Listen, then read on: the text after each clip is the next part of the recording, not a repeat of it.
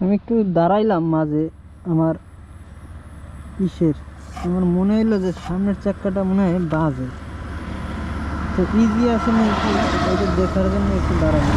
চাক্কা তো ইজি আছে, বাজে কি গাড়ি ক্লাস হয়ে থাকে মনে হয়।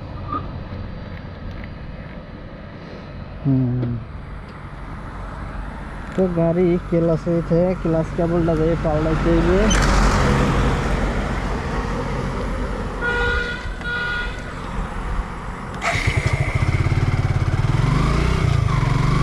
মোবিলটা খারাপ, মোবিল খারাপ যার লেগে এসে গিয়ে গাড়ি একটু জাম আছে।